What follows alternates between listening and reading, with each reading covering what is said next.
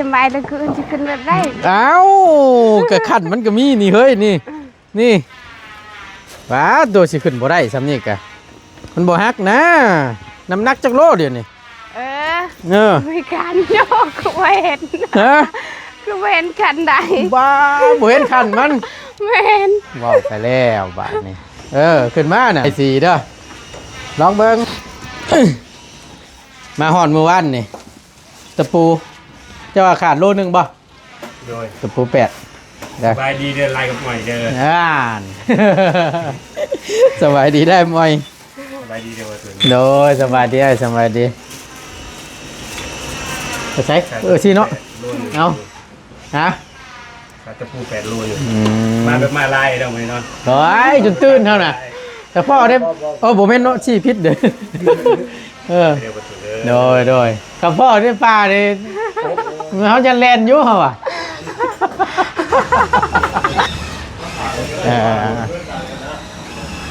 ประมาณไหนคุ้งเลยป่ะฮะบ่เข่าป่ะยัง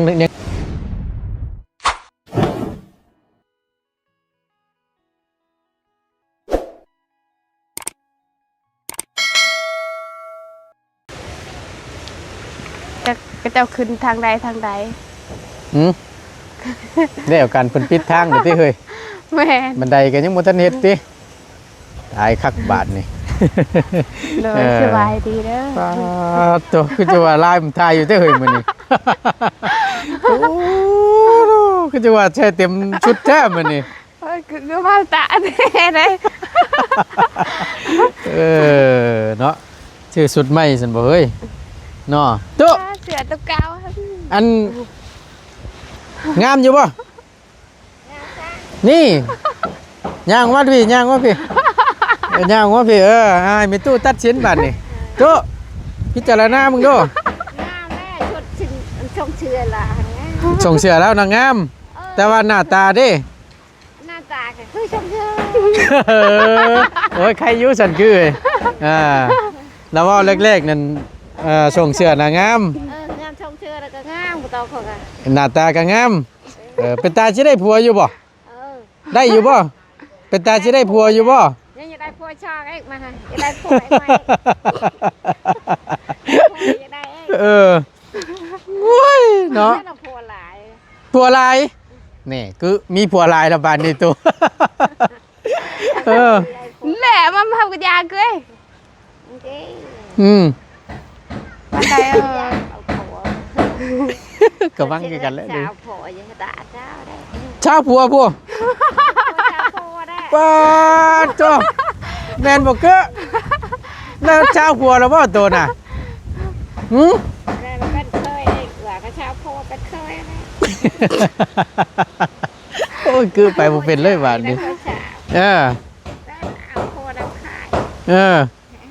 ว้ยนอตัวเนาะเอาพี่น้องไปพบเจอกันเนาะช่วงเช้าๆเด้อพี่น้องเด้อ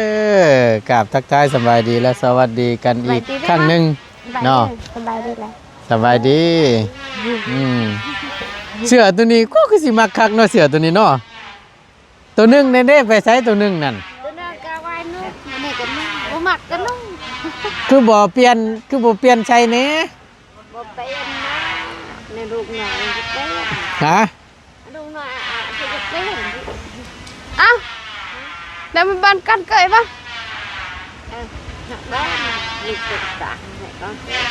ล้วนมีลูกเนาะมีตู้มีลูกน้อยเป้าไปแล้วบ้านตุ่มจะผัวกินได้ลูกน้อยนะฮะลูกตุ่มหอลูกน้อยจ้ะแบบไรคือนำบ้านกันตุ่มแล้วมีลูกก็มีพ่อมีลูกกูมีพ่อเป้าไปตู้มีลูกกูมีพ่อมีตู้ไปได้ลูกน้อยย่ำได้น่ะมีลูกมีพ่อแน่แต่ทันจากการนั่นแหละมีลูกน้อยจ้ะบ่จากการมีลูกน้อยจะได้นั่งมียังเป็นแม่ห้างแม่กระแดงนะเป็นแม่ห้างแม่ห้างก็เป็นแม่กระแดงก็เป็นอย่างนี้แม่กระแดงนี่คือบุมีลูกได้ตัวเอ้ยถ้าแม่ห้างนี่ผัวปะมีลูกน้อยเออ บ่นะเขาถามว่า เป็นหยังคือบ่เอาเสื้อตัวนั้นมาเปลี่ยนตัวนี้ เออ เปลี่ยนกัน ตัวนี้นะ ขาดก็จะเปลี่ยน นุ่งให้ขาดก่อนจังเปลี่ยนป๊าดตัวคือสั่งว่าแต่เปลี่ยนเอาตัวนั้นมาใส่เอาตัวนี้ไปซักไปซักแค่แป๊บแล้วก็ตากให้มันแห้งแล้วก็ใส่สลับกันนะตัวแม่ดักผักกับมันนั่นแก้ออกตัวนี้แล้วไปซักเอาตัวนั้นมาใส่เอาซื้อไม่2 ตัวพุ่นเด้เปลี่ยนน้ำเด้อนุ่งแต่ตัวเก่าตัวนั้นน้อยใจได้น่ะบ่ใส่งานเพิ่นน่ะเจ้าสิว่าแพงแต่ตัวเดียวนี่บัดตัวนั้นบัดบ่แพงบ่ได้เด้อเปลี่ยนน้ำเด้อใช่ให้เฮาเห็นเด้อจังหน่อยบัดหน้าเฮาบ่ซื้อให้อีกได้บ่ใช่ให้จักเทื่อโอ้ยเนาะไปพอดีทั้งบ่ตูนอันนี้พี่น้องเอ้ยอันเอาสีที่ว่าข้างไว้หั่นแหละเนาะอันนี้ล่ะโอเคคือจะขึ้นเป็นมาแล้วคือสิขึ้นเป็นบ่เนาะว่าซั่นจังว่าแหละตัวนี้เด้อกับตะปูนำนี่ต้นราคาตะปูสาวเหล่าขาวเมืองคงตะปู81โลพี่น้องแห้งแล้วบ่นี่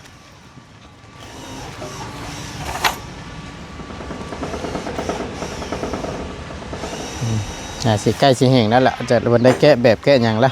เราก็จะขึ้นทางได้นะเนาะไอ้ขึ้นนี่ได้อยู่บ่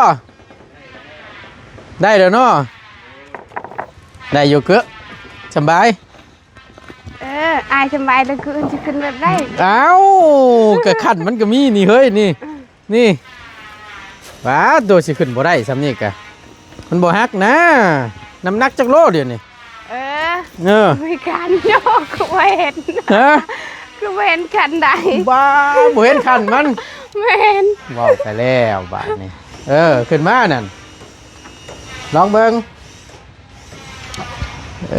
หากง่ายแท้ๆเนาะตัวอุ่นชุยๆบาดนี่ขึ้นมาถึงพี่เนาะเอาไอ้สีเด้อมาหอนเมื่อวานนี่ตะปูจะว่าขาดโลนึงบ่โดยตะปู8สบายดีเดินไล่กับหน่อยเดินสบายดีได้ไหมสบายดีเดินตัวโดยสบายดีสบายดีใช่สิเนาะเอาฮะตะปู8 โลอยู่มาแบบมาไล่เราไหมเนาะโอ้ยจนตื่นเท่าน่ะแต่พ่อได้ผมเป็นเนาะชี้พิษเด้อโดยกับพ่อได้ปลาเลยเขาจะแลนยุ่งเหรอ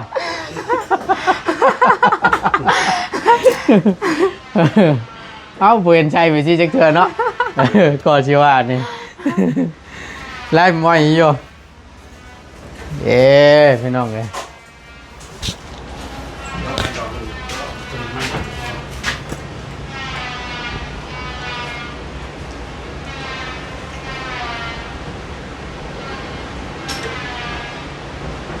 นี่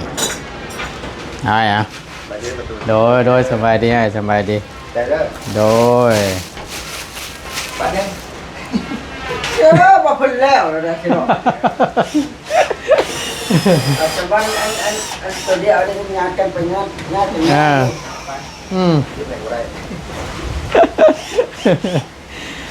ลมหนาวดีเหมือนนี่เนาะคักนี่ดีลมนี่ป๊อด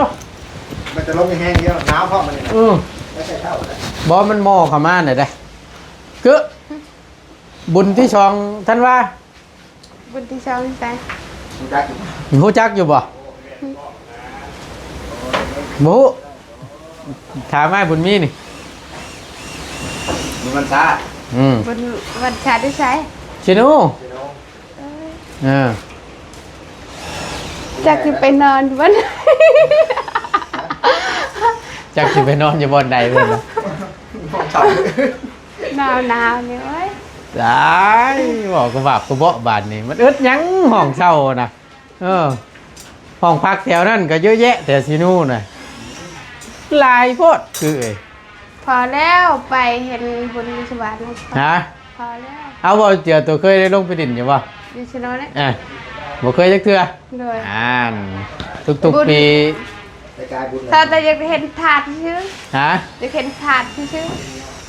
บุญเนี่ยเห็นว่าบุญถาดนะ มาท่า บุญธาตุบุญธาตุยังบ่ทันฮอด อ๋อ ต่อเลยกับบุญก่อนเลยวิทย์วันที่สองต่อบุญถามเลย แม่น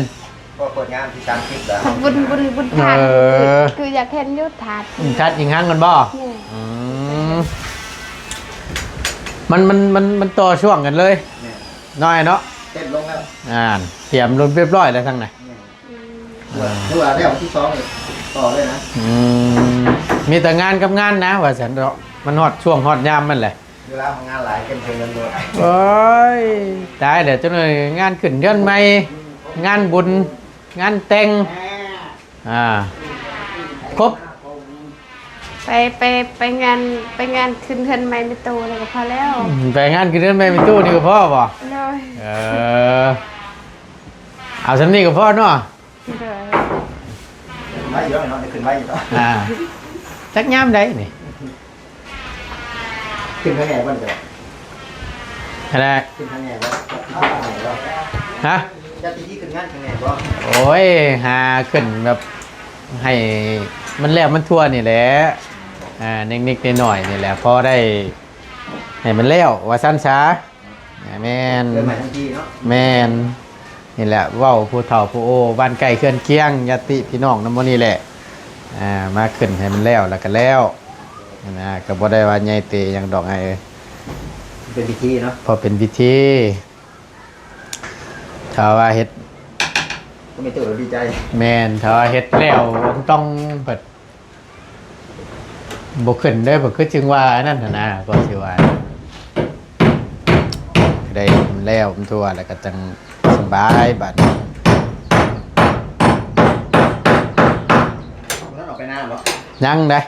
ยังบ่ได้ออกไปเบิ่งอยู่จักเป็นไดคือจังว่าแล่นปุ๊บบึกทึกเมื่อวานนี่วะเกอะ ทางลูกมันปากให้ ลุงเฮิมเว้าเสียงดังเลยปุ๊บบัดนี้ แหวน คือสิขับบ่ได้แถวแล้วเนาะ โอ้ย ที่หน้าไปอยู่เลย พี่ให้พี่ห้านี่ยันปุ๊บกูเจอกระจายแล้วแถวแล้วเนาะ อันทางน้องพันกันว่าน้ำตาจนชิ้นไล่พุ่น เมื่อวานนี่นะ แม่ ว่าแล้วเราออกไปเบิ่งเมื่อวานนี่พี่น้องเอ้ยพอดีทั้งรถกับทั้งลุงเฮิมได้ล้มด้วยล่ะเมื่อวานนี่ก็พอดีว่าเพิ่นว่าประมาณสัก2 มื้อว่าซั่นทั้งลุงเฮิมก็ได้ลงไปก่อนลงบ้านก่อนประมาณ2 มื้อแหละสิทั้งเพิ่นเฮ็ดทั้งนั้นแล้วเดี๋ยวสิมาต่อพี่หั่นนะเพิ่นให้คำตอบช้าโพดคำว่าให้คำตอบเมื่อนั้นนั่นลุงหน่อยก็สิจองไว้ให้อยู่เหมือนน่ะมันบ่ทันนะ ที่เราสมาชิกเดือนเนาะ เมื่อกี้ว่าสิมาสิ้นเดือนแล้วปุ๊บปั๊บแล้วบัดอันนั้นน่ะนะลงมาแบบกระทันหันแล้วเราไปเว้าแล้วบ่ทันแล้วก็สิว่านี่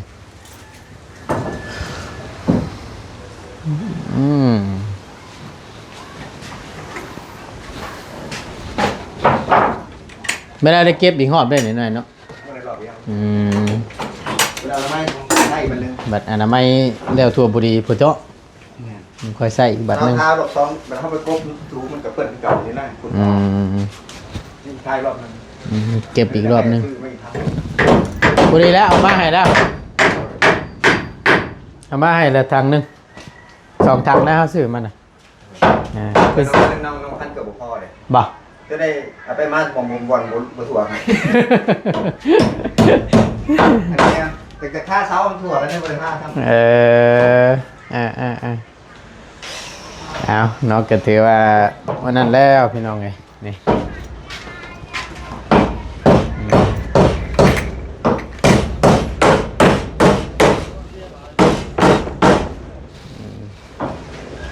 ปั๊บ เซอร์ไพรส์ค่าเซอร์ไพรส์เนี่ยเพื่อนไหม ตัวปิดเป็นนี่ว่ามาบอกแล้วเลยดี ผมเองเนี่ยเนาะโอเค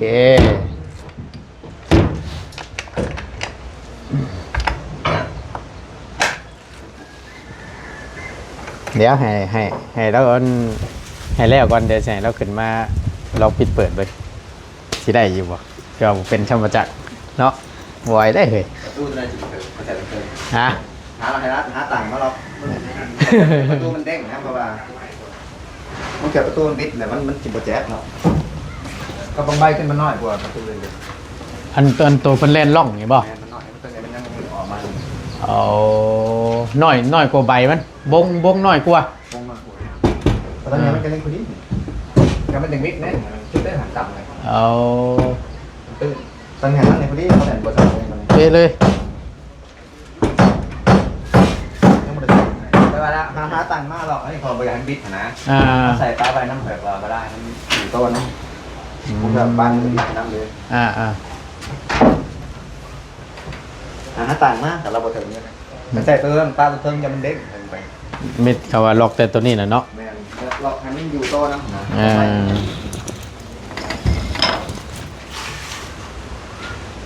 เพราะว่า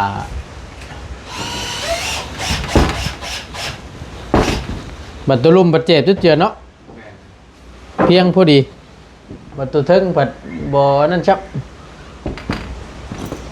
มึงใบมันเนี่ยมันเข้าแรงเสมอ แต่เตียวนี่เนาะ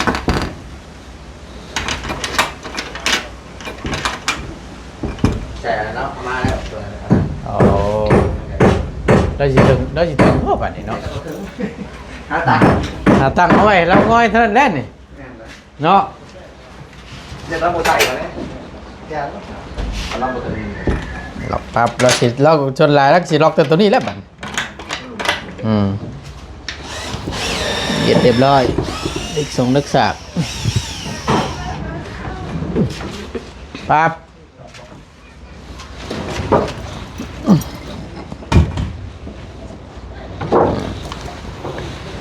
มันเกิดมันจะส่งงานคนตัวป้าดูป้าปล่อยไปถือจะมันเตือนเนี่ย เอานี่ก็แล้ว1 2ใส่3ใบละใบ4เมนตัวนั้น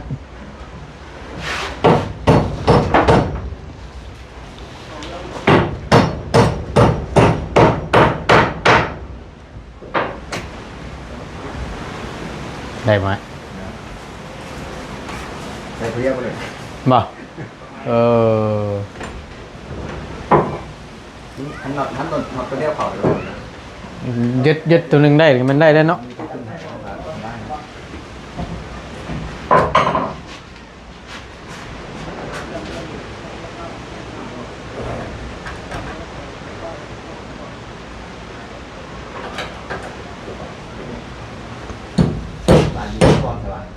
ฮะ ตลาดตัวป้างานย่างตลาดบอลตลาดเอามาตัวนี้ก็เลยง่ายนิดหนึ่ง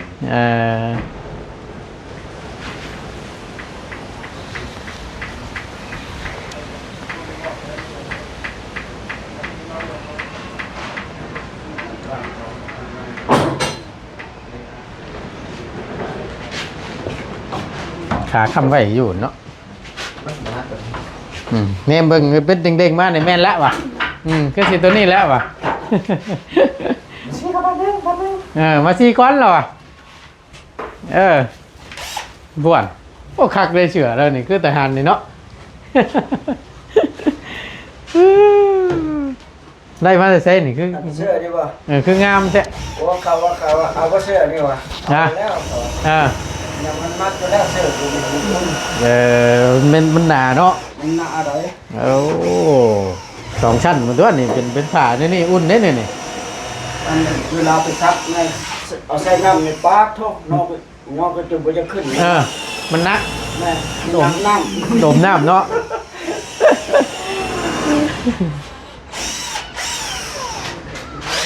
แต่มันดอกมันเด้อยู่ใส่ดอกมัน มีนอกไหม นั่นหลอกไฟของมันได้เนี่ยเนาะ งานคนละงาน เฮ้ยเอาพี่น้องไอ้กระหม้อจอดจันเข้ามาแล้วบาทนี้ทั้งนี้ก็ยันคำนวณใช่อยู่นะนี่เบิ่งนี่ มันเมื่อว่าจะเจอเมื่อดีว่าอันนั้นน่ะ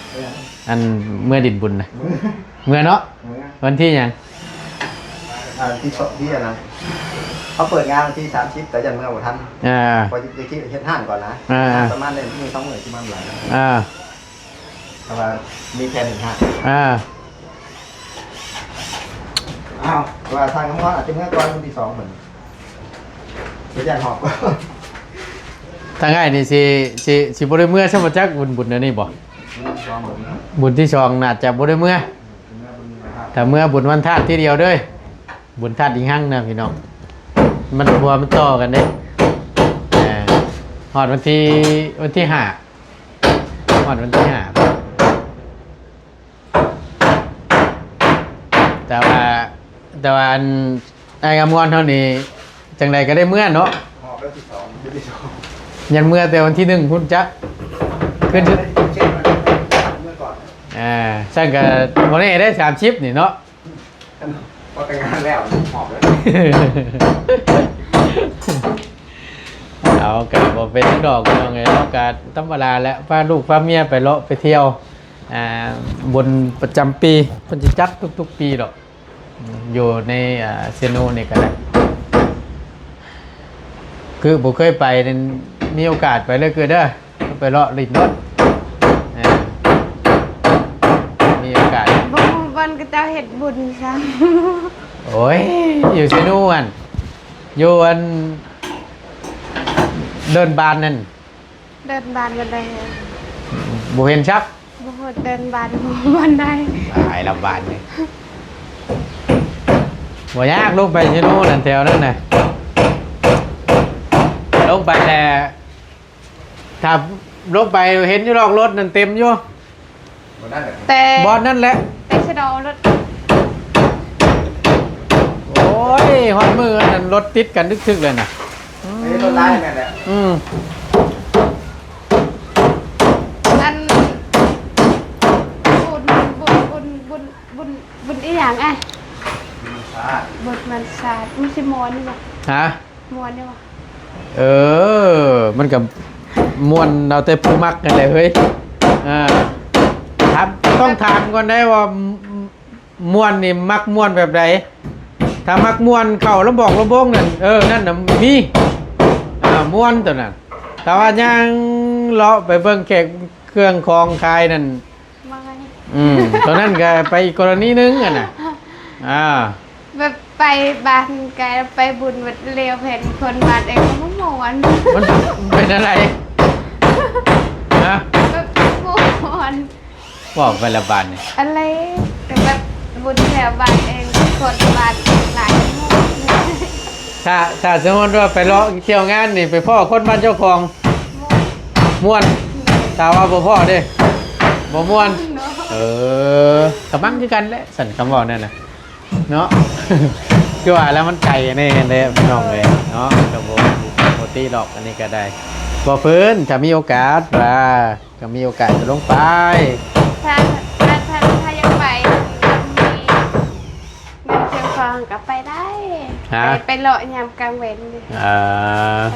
กลางเว้นน่ะก็สิบ่หนาวแล้วถ้าว่ากลางคืนนั่นสิเย็นแน่น้อยนึง กลางคืนไปแล้วทางนอนก็บ่รับ บ่ดึกบ่ นอน บ่ตีดอกเนาะมัน ถากน้องเพิ่นแห่งเที่ยวแต่ไปหาตลอดเลย บ่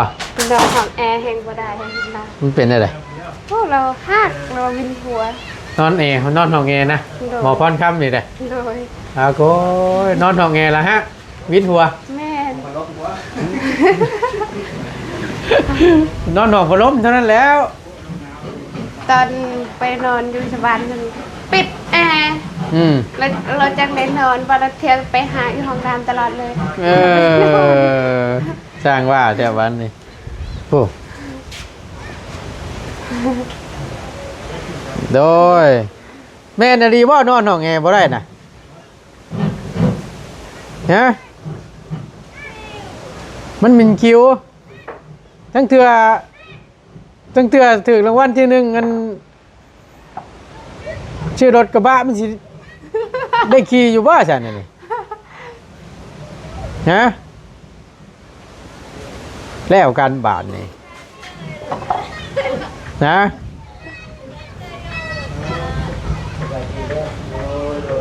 ถ้าเคยใดๆมันก็บ่ได้นะเขาว่าเมานี่ เอาเนาะปกติแหละผู้ใดนั่นพี่น้องเลยผู้ใดที่มันผูกเพกกับ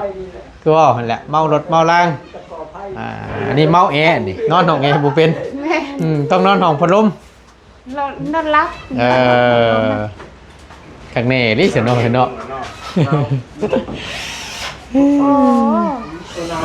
เอายันทีนึงที่สองนี่จะไปยันทีนึงนี่แหละสบายดีเด้อลูกเดี๋ยวก่อนแล้วทีนึงหอบแล้วเมื่อไว้แท้ได้ถ่าเขาหนึ่งกว่าสิพาลูกสาวไปเลาะสิพาลูกสาวไปเลาะโอ้ยเนาะเอาเฮ็ดได้ฉันก็มันได้มงตัวนี้ก้อนกับมงตัวนี้เลยจังไปเลยป่ะลูกมันไม่ใช่ไปเลยเนาะไปเลยมันก็ตายทอดแล้วคนเราโอ้ยเพื่อนเมื่อเราก็แล้วมันติดมันบนติดผมเยี่ยมบ่นี่อันใดก็ดูคือใกล้ติดป่องเยียบว่าติดที่เนาะว่าถ้าได้แท้ตกยังบ่ทันละวัดยังบ่ได้แท้ความสูงความต่ำเนาะแม่นเสาเพิ่นห่างไว้ซื่อห่างไว้ที่บ่เดี๋ยวเพิ่นแทกให้เพิ่นหิงเพิ่นหยังนี่ก็เดี๋ยวเพิ่นเชนนั่นแม่นอย่ายิงเด้เฮ็ดห่างพร้อมยิงคำนกเขาเลยฮีดเพิ่นรถโอ้ยง่ายท้องทวนเอากำลังยายอันนี้พี่น้องเอ้ยใส่แบบซี่ได้บัดนี่แนบไปนี้ใกล้ละยังบอกทำเอาสบายแล้วคุยเนาะมันฉูตัวนี้บ่ได้เลยมันเกี้ยงเราอ่ะก็สิว่านะพวกปวดเจียงอะไรยังบ่สูงจะได้อยู่โดยต้องหาแน่น้อยนึง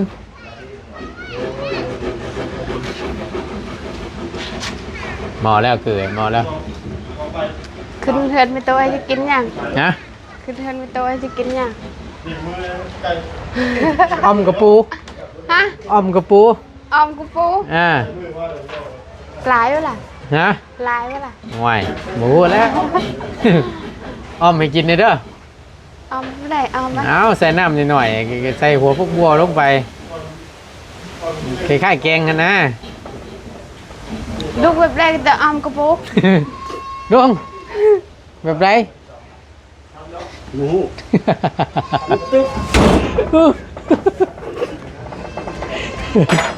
ก็จะใส่น้ำหรือใส่ข้าวคั่วป่ะนะใส่น้ำไปใส่ข้าวคั่วบ่แล้วเฮ้ยย้ำออกมาก่อนให้เพิ่นใส่นี่ก่อน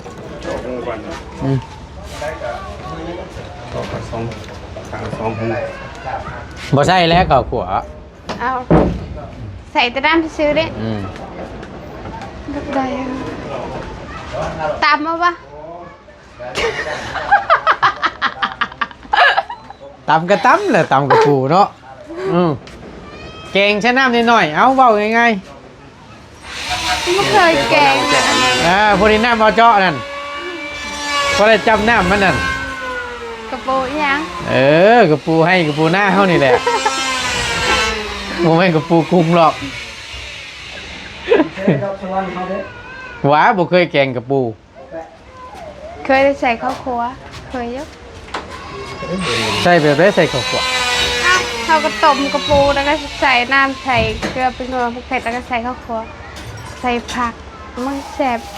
ธรรมชาติสูตรนั่นอีกว่าน่ะเนาะเคยบ่ไอ้แล้วถามลูกคนยังไม่เคยกินเถื่อแกงอันยังเกาะตัวมึงกินนี่แกงกระปูใส่ข้าวคั่วแกงกระปูใส่ข้าวคั่วจักแล้วเขาก็ยังบู๊คือกันใส่ข้าวคั่วน้ำได้ยังบ่เคยห่าน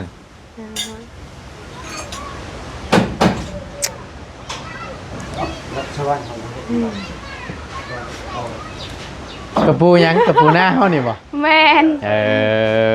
ใส่ กระปูแดงยังเคยเห็นจักเทื่อก ระปูแรงนี่ยังบ่เคยเฮ็ด โดย ห่วยไปหาคุดกระปูไปยังเจอเฮ้ยมากินแรงนี่ กระปูดานี่ ขุดก็ได้ มีอยู่บ่แถวนี่ แต่ก็จะไปให้ขุดคันนาเด้ เอาไปย่าเฮาก็บ่คุดกันนะเฮาคุดให้หน้าผู้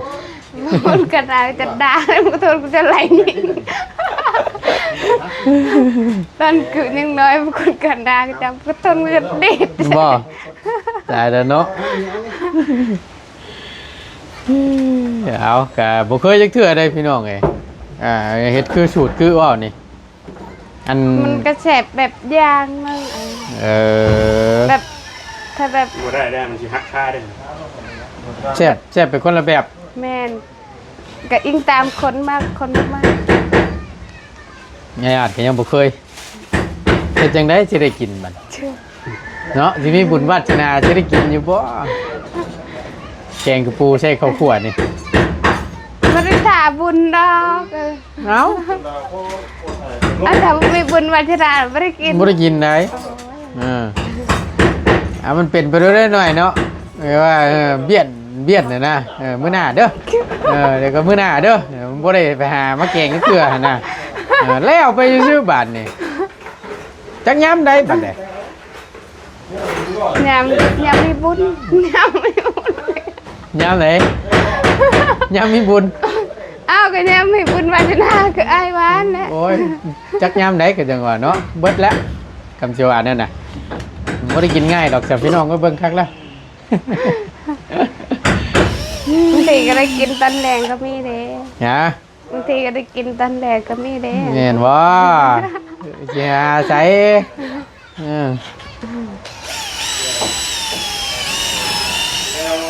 คือบ่เคย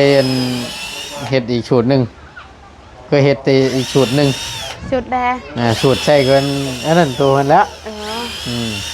ใส่ข้าวคั่วว่าซั่นก็ยังบ่เคยจักเทื่อประตูนก็ได้พี่น้องเอ้ยสักสิเป็นอะไร เนาะ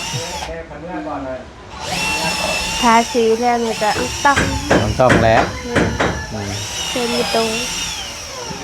ต้องอยู่แล้วบาทนี่ อยู่เปรียวแต่ปู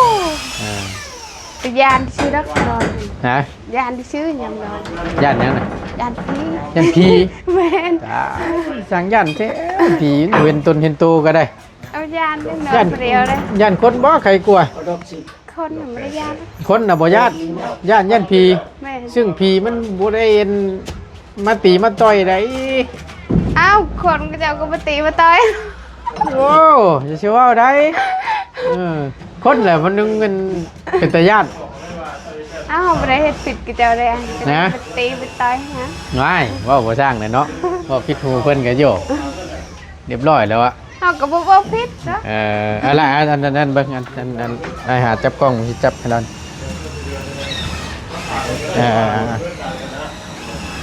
ประมาณใดคุ้งเลยบ่คุ้งเลยบ่ฮะบ่เข้าบ่ยังเหลือ ข้างล่างเนี่ยประตูถึงข้างล่าง ตัวรูปนี้อึ๊บ พวกเขาประตูไปก่อน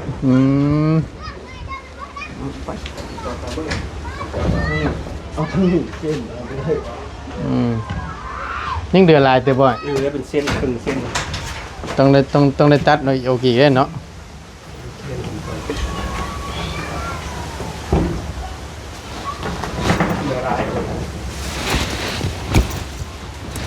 ประมาณนี้นี่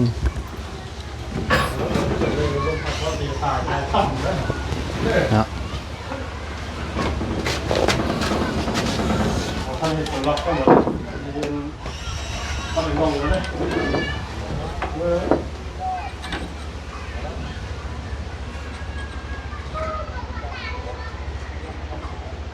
คิดให้ประตู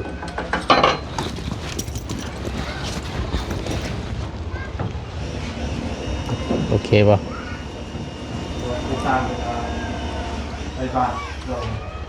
ประมาณนี้ป่ะเนาะ